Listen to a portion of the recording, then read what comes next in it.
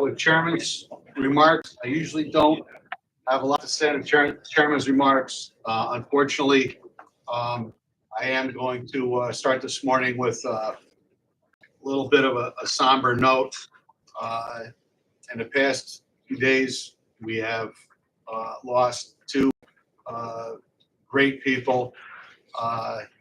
Doc Greenberg, who was a member of our authority board for 12 years, has passed.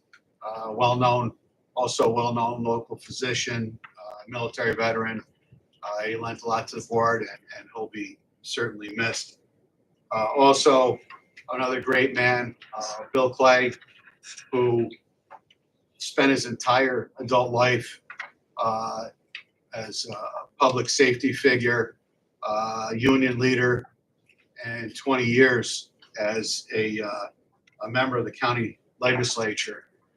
He's very well respected, great man, and he will also be sorely missed. So if we could all keep those two gentlemen in your thoughts and prayers, and of course their families.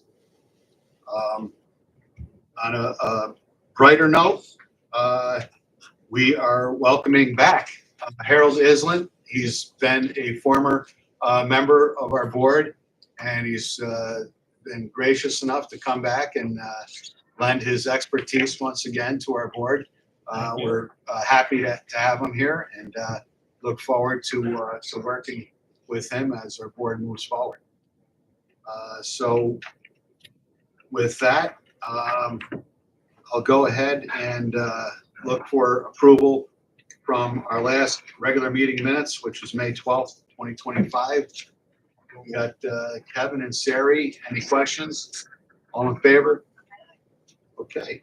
That brings us to communications from our CEO. Thank you, Mr. Chairman. A couple things. Matt Hunter, our new Director of Communications, completed his first week on Friday. He started Monday, and he did have a busy week with the Breeze inauguration, with the runway paving pictures and videos, and we also had board members.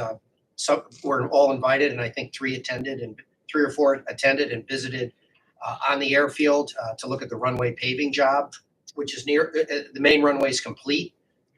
We also received an arts award from the Albany County Alliance, which you'll end up hearing more about. So Matt's had a busy week with all that, among other things, in social media, and you'll be hearing from Matt today as well. John O'Donnell and Dave Monteverdi are at a Jumpstart conference in Indianapolis. That's why you don't see them here today. That's an airline, a meeting with the airlines to try to get new flights and new airlines here at the airport. And finally, Avports, our management company, has a new chief executive officer, Mark Ricks. You'll be hearing from Mark this morning when I conclude these remarks. And Sam and I met with him as well. So with that comment, if Mark, would you mind standing up? Sure. And introducing yourself to the board? You can come up here if you like. Sure, I'd be glad to. Thank you. Good morning. I'm Mark Ricks. As of a week ago today, I'm the CEO of Avports, and I'm thrilled to be here with you and all as I started on my second week.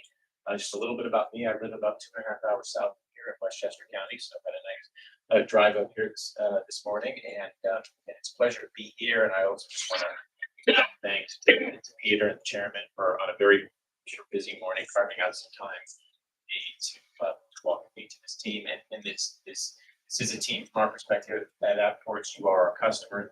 The airport is our customer. The community, the economy, the families here in Albany are our customer. It's a real honor and privilege to be a part of it. I don't come from an airport operations background.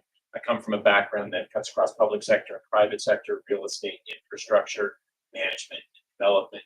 Spent my public sector career working in the city of New York, and had the opportunity to work on some fun transportation infrastructure projects like Moynihan Train Ball project. Had a chance to Amtrak tour out of the city in recent years.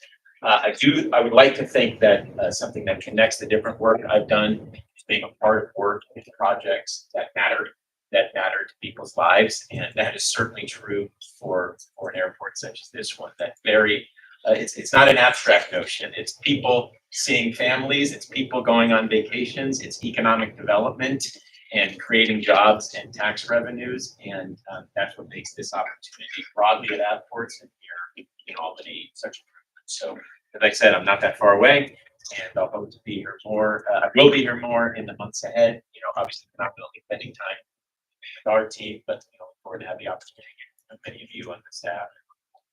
So thanks again for your hospitality, and I'll be sitting in the back listening and. Thank you, Mark. Thanks. Yep. Okay, sorry.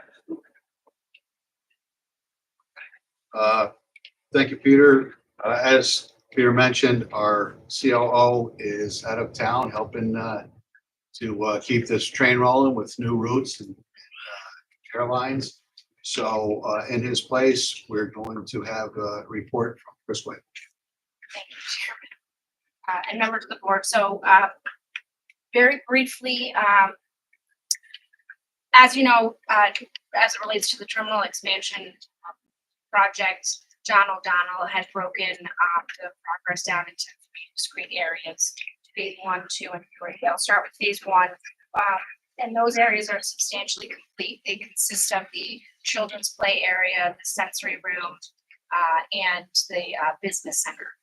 So we're looking at this point for a certificate of occupancy from the AHJ, the authority having jurisdiction.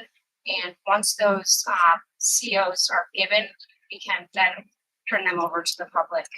We have monthly meetings with the state. I bring that up because there is some discussion about a ribbon cutting because those 3 areas, particularly the children's play area and the sensory room, are really exciting. So on to phase 2, which is baggage claim and ticketing.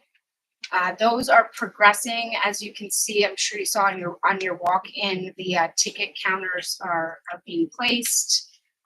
The ticket counters in the rental car area and baggage claim will begin. I don't believe they've begun just yet. That work is scheduled to be completed this summer. New light fixtures have been installed, and as it relates to the rental car ticketing counters, there is still some coordination being done with the rental car companies so that they're kind of a seamless transition in movement.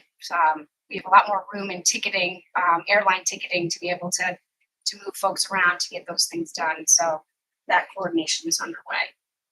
And finally, phase 3, the departure hall, that's scheduled to be complete on November 1st. The roofing, as you could probably see on your way in, there's a lot of materials on the roof. That should be completed within 1 week. The curtain wall, the glass curtain wall is complete, which actually looks really great. And it starts to make it look like there's actually a lot of progress going on, buildings being constructed, and it's really starting to happen. And additionally, as it relates to the departure hall, all the slabs have been completed, and they are continuing to advance ductwork and metal wall panels to complete the exterior envelope. So that's all for terminal expansion. Are there any questions on that? Okay. The next piece is parking improvement. So as you'll recall, John spoke, and I think everyone's aware that Park Ride and Fly has gone out of business, which created a real urgency on the airport's part. And we really had to bring everyone together to try to figure out how we could potentially accommodate up to 5,000 additional cars? 500, right? 500 to 1,000. 500 to 1,000. I had a question. Yeah. 500 to 1,000 additional vehicles. So there's been a lot of planning on, with the authority staff, and as indicated at the last meeting, we put an RFP out for consultant. Collier's Construction was selected as the consultant. That's been advancing with Collier's. They're has been a preliminary design and layout on a time card basis not to exceed $23,800 at this time. So this is really just this is being provided to you by way of an update. So three of those areas in the scope of services include an assessment of our long-term lot and the addition of potentially 30 additional spaces there, which would be great. People really, our traveling public really appreciates the long-term lot as a less expensive version of parking from the garage. So we're also looking at economy lot improvements, which includes designated road lanes, overhead lights, and security cameras. And additionally, conceptual wayfinding and signage improvements, which we've all talked about several times before on the approach into the airport. And there's a lot of dated signs that we're looking to modify and update and do that in concert with the final the completion of the departure hall. And that's all. I'm happy to take any questions. Questions? Thank you, Chris. Move on to the CFO's report. Margaret. Thank you. Good morning, Mr. Chairman. Our monthly employments, April, I was expecting a little bit higher, but we came in at the same level as 2019. So we're looking at tracking same employments as 2019, which gives us well over 1.53 passengers, which is higher than our budget. Next slide, we have our FBO gallons, slight downtick for the month of April. We would expect that it will continue to go back up during our summer months. Operating revenue, like I've reported every month, we're ahead of budget. Parking revenue, pretty good. Rental car revenue, just a little bit ahead of budget, nothing spectacular. Operating expense this month came down. We're out of our winter operations, and we also have some savings on our FBO fuel sales with the way we're doing our contract gallons with our fuel supplier. Net profit, we're doing very well this month because we have, the decrease in the revenues and the increase, decrease in the expenses and an increase in the revenues. And operating revenues, we're ahead of budget year to date. Operating expenses, we're starting to go below budget year to date. This is our line of credit draws for our line of credit that we took out a couple of years ago to fund the construction. These are all the draws I've made and the dates I'm paying them back. As of today, we have an outstanding balance of $7 million. This is our airline schedule with our 8 airlines and our 24 direct markets. Status of the airline use and lease agreement. Comments are back to us. They are at our internal legal. Be able to present that to the airlines. And well, before I just want to say thank you, I want to introduce Brian King, the FBO manager. He's going to give you an update on the Belmont and another fuel initiative we have with sustainable aviation that him and I have been working on almost like Yeah, so Peter nailed it. Matt had a very fun to start with us. So not only but we also had the second running the Belmont Stakes in Saratoga. Very successful weekend at the airport. Saw a lot of traffic. As again, you can see our numbers tick down a little bit in March and April. These arrows having lost some traffic, but we saw a massive this weekend. Currently, right now, service roughly over 100 aircraft, usually to our veterans Tuesday to Tuesday. Still have a full ramp. The whole weekend was great. The authority extremely accommodating. Again, a big shout out to John and Matt, giving us extra parking space over at A Concourse Southwest. Let us use some space. Everything very quickly. Absolutely no issues with the runway project. The tower was great, but John and Matt kind of set up success. We met multiple times before. Traffic moved very easily. Getting the runway back Friday morning definitely helped out. Very nice to see. And we got a lot of traffic in Saratoga. Actually, etc. But all in all, very successful weekend. I'll give you guys some numbers. And for us, it's great. It's a kickoff track season. It's our busiest time of the year, and a lot of smiling faces, a lot of fun. So I think it's going to be a good season. So for next part, talk about SAF. So most of the board members being involved probably heard of SAF before. This isn't a new thing in the industry, but we put together an informational packet for something exciting launching here at the FBO. So AvFuel is our contract partner. They won the RFP back in November. We 5-year contract with them. SAF was one of the things in the RFP. And AvFuel has a wonderful new program that they're rolled out this year that we can be part of. So if you look at SAF, a big part of it is reducing the carbon emissions for your flight departments. What is SAF? It stands for Sustainable Aviation Fuel. It's a drop-in fuel that requires operate any jet aircraft. Biggest part of it is how it's made. So SAF is a 30% blend of regular jet fuel, but that 30% is not made from fossil fuels. It's made from a number of different things. So it can be cooking oils, grease, fats, feedstocks. There's actually a lot of new exciting technology that's coming out to produce that. So for some people to think about it, back in the day when ethanol was first gas, here's what it was a way to cut it to make it more efficient and maybe more friendly. So AvFuel has a program out right now. When you look at these large flight departments that are coming here looking to reduce your carbon emissions, SAF is the fastest and easiest way to do it. It's also not true that it's be accepted and loaded a number of years ago with a previous fuel provider, but now with AvFuel, they have a much more robust program. SAF is not new too, it's nationwide.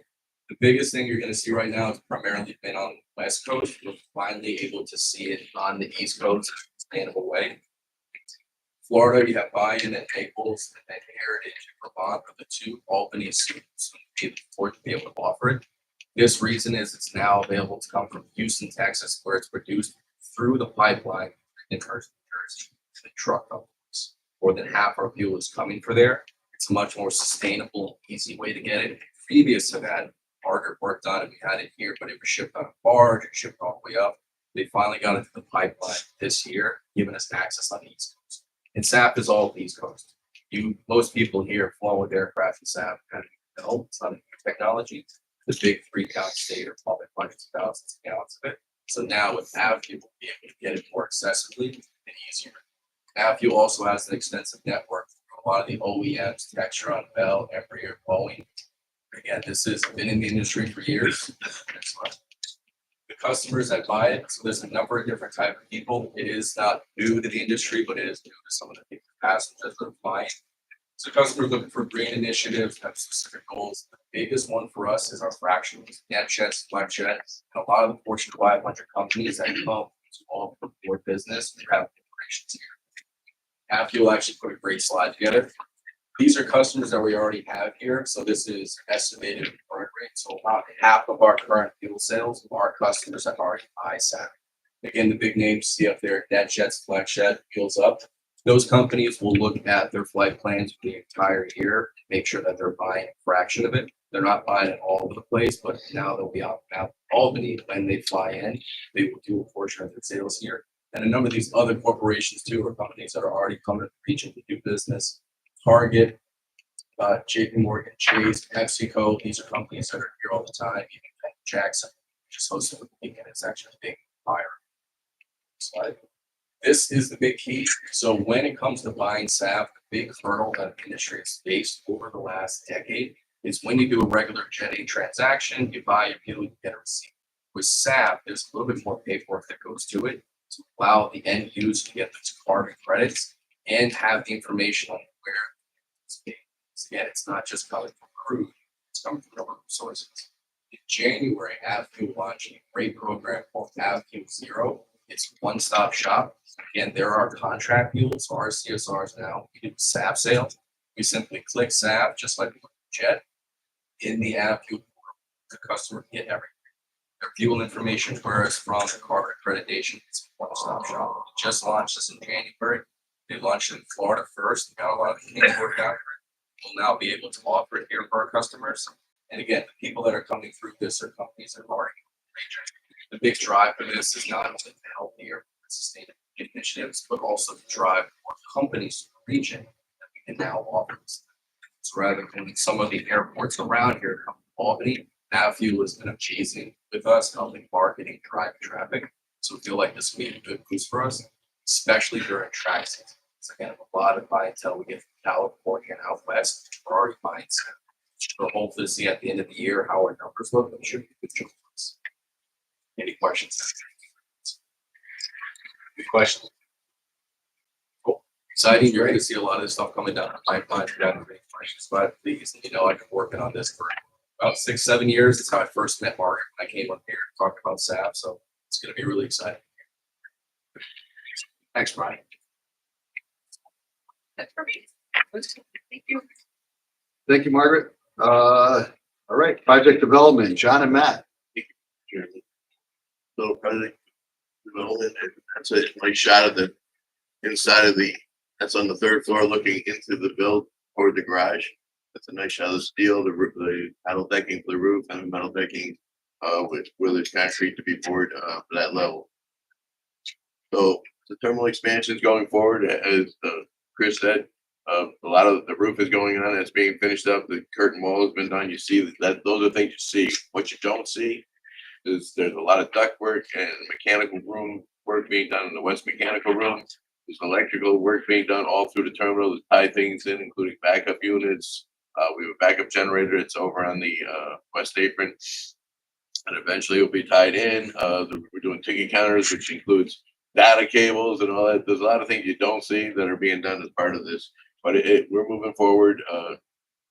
We can start moving the ticket counters around. That's the next big one. Then we'll jump to the other side and move the rental cars. That'll be the big push. The other thing you see is there's a temporary wall going up right along escalator number 17. You'll see that's to allow us to do a little bit more structural work so we can do progress the east mechanical. So that's going good. Okay, so that's the parking issues that Chris talked about. As you see, that's the economy lot. There's the outline of that economy lot is you can see there's like green patches. Some of that is wetland we can't touch. Some of it isn't, and we're working with Collier. What we're gonna do is streamline the shuttle bus routes so you get more efficient routes of the bus. And as the lots fill, they can make bigger and bigger loops, and that'll make everything more efficient. People getting on and off a lot easier, getting in that area. Again, these are the areas that were being commissioned. That's the sensory playroom. Those are blocks that the kids play with. Way in the back, you can see those things hanging down. It's like a waterfall stream of light. They're like light things, and you play with them, and it turns the lights. It's set up for the kids. Everything's soft. There's slides. Everything. If you go in there, it actually feels calming when you turn the lights on a little. In the ceiling, you can see in the middle picture that ceiling. It actually looks like you're looking up at the sky. It looks like a blue sky with a cloud going by. And if you didn't know better, you'd think you're looking out to the sky. Yeah, it's kind of impressive. And then on the right hand side, that's the play area. That's the floor for the new play area that Kathy Greenwood will tell you about. She's got a bunch of new materials they're going to be mounting up. We've just got the mounting techniques improved and everything, so we're in good shape with that. This is the business center. You can see all the finishes. It's really set up for soundproofing to take the noise level down. If you want to have those little rooms in the left-hand picture, you can see those are private little conference rooms. You can go in, plug your laptop in. There's a counter. There'll be chairs. There's a chair in there. You can sit there. You can do your laptop. You can put your papers out. Shut the door. You can be quiet. You can have a Teams call. Like all of us do Teams calls on the travel and everything. I know you do, Sam, a lot. Yep. So there you go. And then Concourse A, Matt. Concourse A, this is actually from where the gates will be, temporary gates, come back, see though, all the ceiling, grid is in, soffits are installed, everything's getting closed in. If you go to that's all, yeah, okay, a couple other. But basically, the 9-wood ceiling's going in, the wood portion, you got the 4x4 acoustic ceiling in the river, where you walk, that's going in. So you got the 3 different ceilings going in, painting. You really need to pop your head. You gotta look in, if you guys get a chance today, look in. And this should be turned over the end of July, is what we're scheduled for that full phase. Want to go, jet bridges A6, V6 have been delivered. They had crane, as you can see here, placed them. Now they're still being connected. So final wiring and that it's still got to be done. But they're here in place and soon to be in use shortly. So elevators 9, 10, 11. We're finishing up number 11. That should be done this week. That's the one in the southwest. As I told the CIC committee, we were originally going to do number 9 next, but we're going to move to number 10 with Bart Johnson from TSA retiring. There's not as much traffic up to that 3rd floor right now, so now's the time to take advantage. So we'll build an enclosure around that. We'll go and get that one done before the TSA gets somebody permanently in place, which won't be long. So we're going to try and get that done fairly quickly. 79. It's currently advertised now. We have a pre-bid meeting, the 12th, and bids are due June 26th. So we'll start moving forward with this project. This does have the large national grid component to it, so schedule figure that out with the bids. And yeah, where we went one night, some of the board members did get to go out and take a look at it. The main portion of that runway is all paved and striped. It was reopened Friday evening. We currently will be back on nights, putting centerline lights back in. There's some additional striping needs to be done, and then every Saturday and Sunday night that it isn't projected to rain and we have an open window. It's a 4.5-hour window that the contractor has to go in, mill it, clean it, tack it, pave it, and stripe it. 4.5 hours has to be open for traffic in 4.5 hours. So it's very a lot of work. So we're looking at 5 to 6 of those weekend nights to finish that piece up.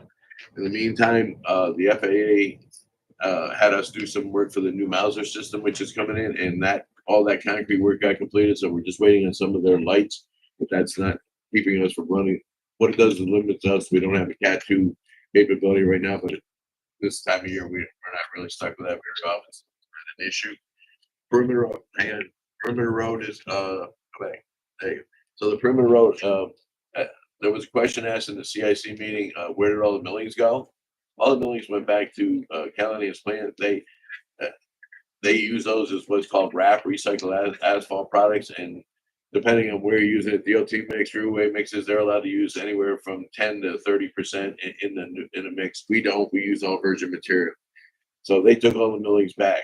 I have a agreement with Caledonian later this year when whatever dries out, the rain ever stops. In August, they're going to come and do the perimeter road with millings. They have a couple other big milling jobs they'll be doing at that time, so they'll bring millings from that job instead of taking back to the plant. They'll bring them here and use them to fill our room. So it's a wash that way. So that worked out really well. The GA apron, so we got that out to bid too. The FAA pushed us a little bit to get that one out to bid. That actually is being bid on the 26th of June too, so we can get discretionary funding on some of that to help pay for some of that. We've gotten a lot of interest from contractors about this job. It's not just paving, it's concrete work, it's drainage work, and it's phased. There's a lot of phases to it. I believe there's 9 phases or 10 phases. I can't even remember. We've changed it so many times in order to keep the firehouse running, in order to keep Millionaire running, in order to keep Piedmont doing their thing. It has to be phased in small pieces. A lot of interest in this job. It's going to be an interesting job to pull off. We'll take the bids this year with all the contractors knowing that the work will start next year. Fuel farm upgrades. So fuel farm upgrades, that's for the fire suppression right now. After that, once we finish that, we'll do on other things. But the fire suppression system, the equipment is being manufactured. It's a company that got the fire suppression system. It's a company called United Fire out of New Jersey. They are a manufacturer and install.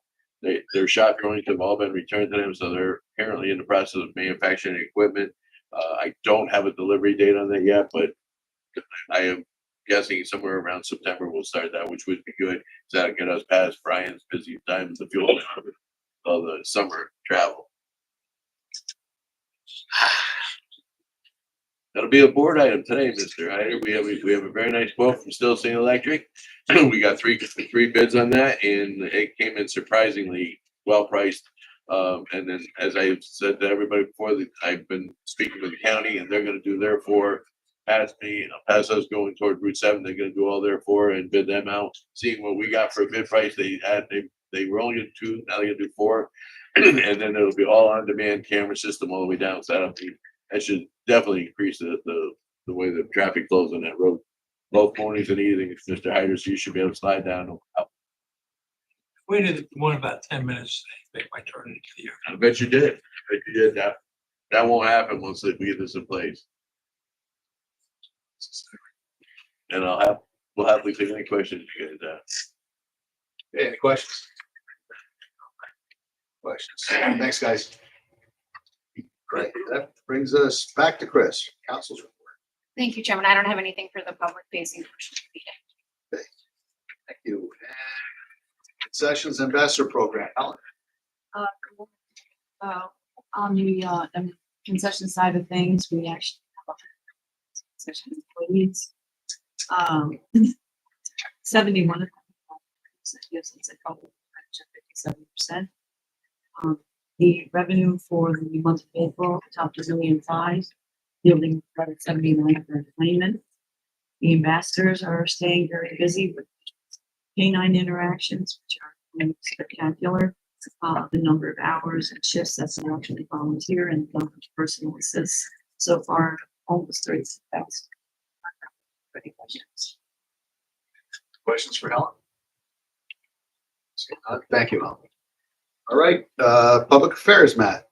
Thank you, Mr. Chairman. As Peter alluded to in his opening remarks a while ago, it was a very busy first week for me. So before I sort of get into specifically, I just want to thank everyone who sort of, one, welcomed me, but two, made that first very busy week feel seamless, because there was a lot going on. And if I were to thank everyone individually, I would take up the rest of the time for this meeting. So I just want to say holistically, collectively, thank you very much for welcoming me. That easy by way. The first project that sort of took on is heard about the runway repaving and expansion. John, we welcomed you to Channel 13 here on Tuesday afternoon. And John actually stepped up, and as you see there, we did an interview explaining sort of the importance of this project and how it's going to benefit our customers and traveling public. A day later, following the CIC, able to get a group out there on a shuttle bus by Dave.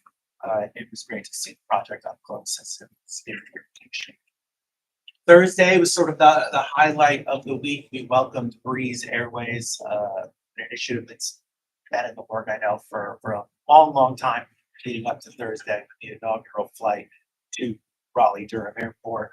Welcome to channels 10 and 13 here, press conference and additional coverage. While they did not attend in person, the Times Union and Albany Business Week also wrote reports based on press releases that are sent out by Breeze for once. Did have a lot of good coverage out there to let people know about this new affordable option. This week, I believe, marks the first flight from Breeze to Charleston. So a lot of great things happening with that. And last but not least, there we go. As Peter also mentioned earlier on Friday, the Advance Albany County Alliance awarded several $100,000 in grants to arts and cultural institutions. Sort of the mission of that project is to make sure that these arts and cultural opportunities are available to everyone in the community. And among the 28 organizations receiving that funding, the airport.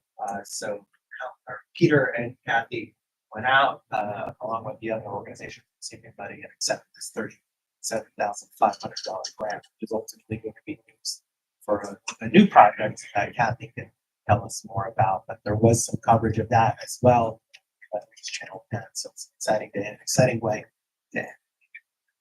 Marks the end of my remarks. Questions for Matt? Thank you, Matt. And speaking of arts and culture, Kathy. Thank you. Thank you, Mr. Chairman. So as Matt mentioned, we're very honored and excited to receive grants from Albany County Alliance in support of a significant art installation at Albany Airport, targeting the new departure hall. And that's something that I'll be prepared to tell you a little bit more about in the July meeting. There is a proposal from a regional artist, and I'm really excited to tell you more about it. And if you want to,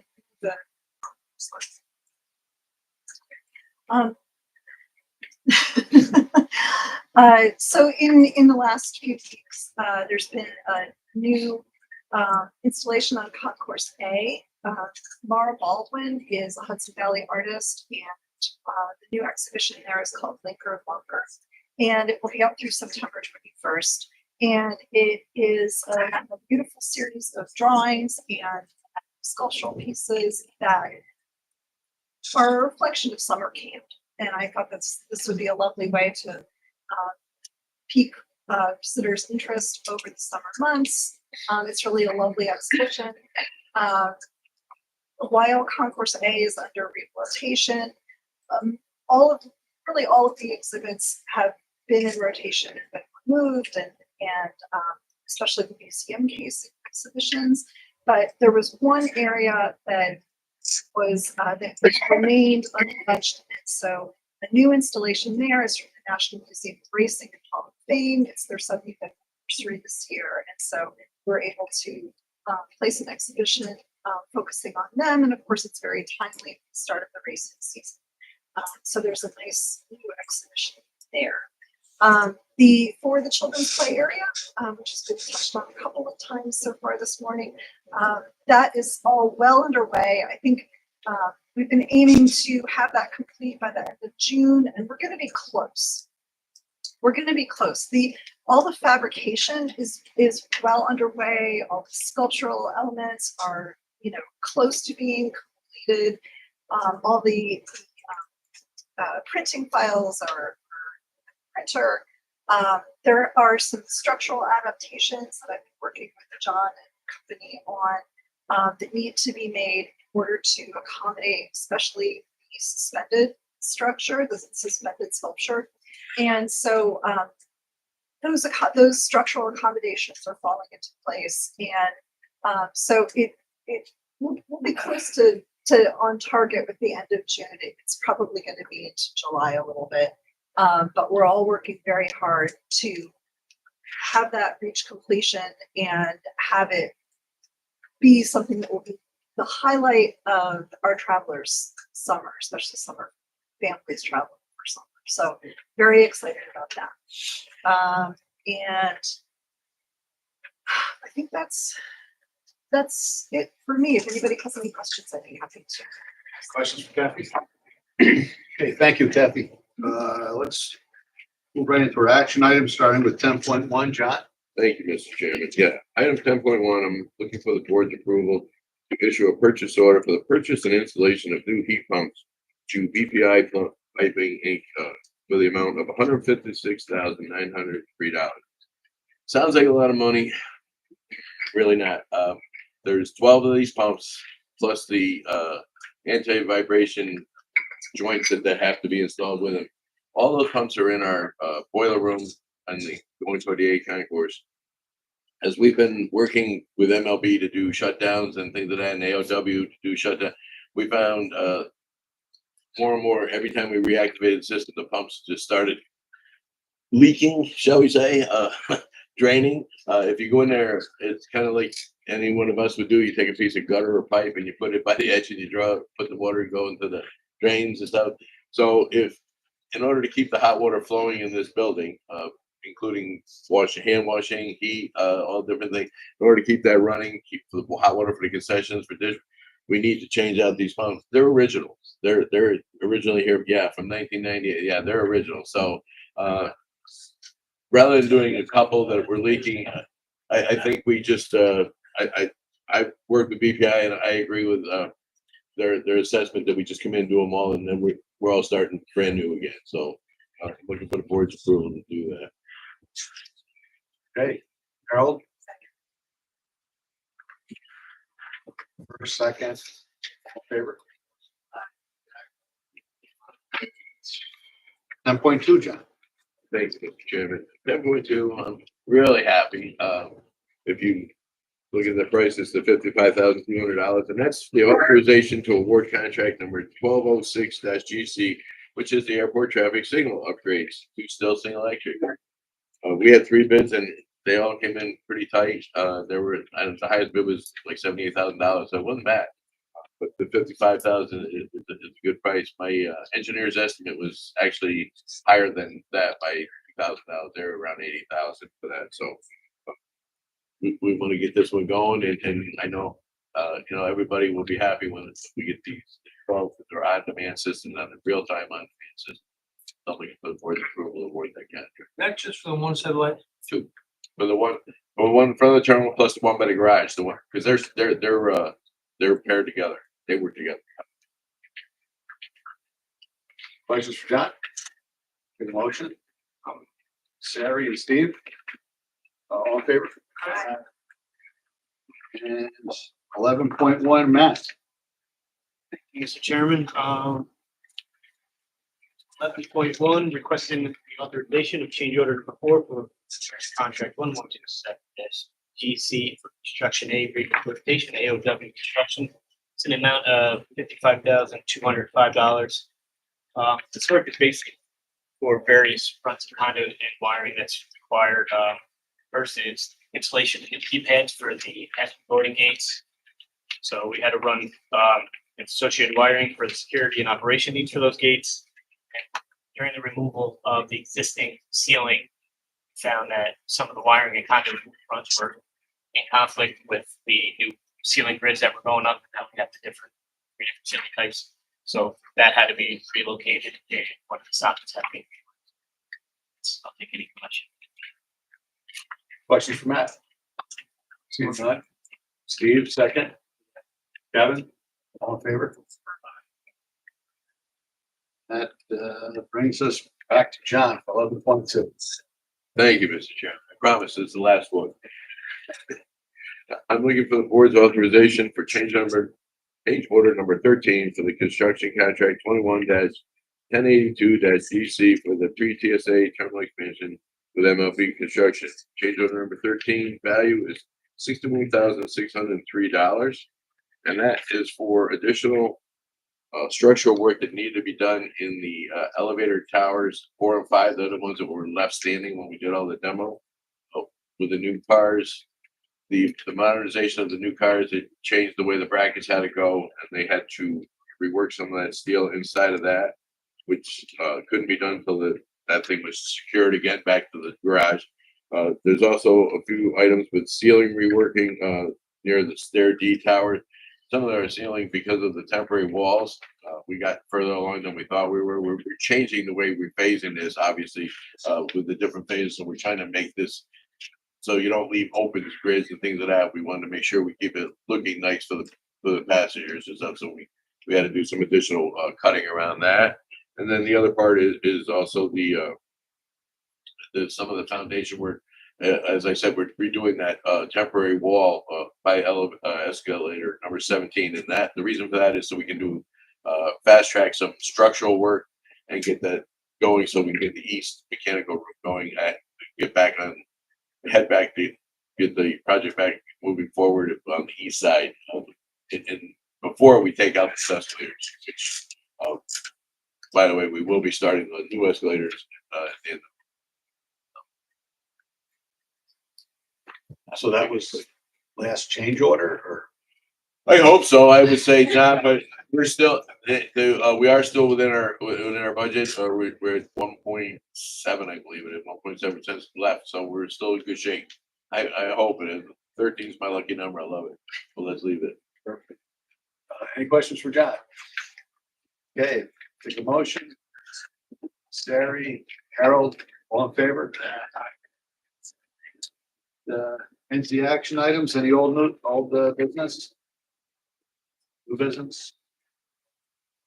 Okay, at this time I'll take a motion, one executive session to discuss matters involving a particular corporation and particular.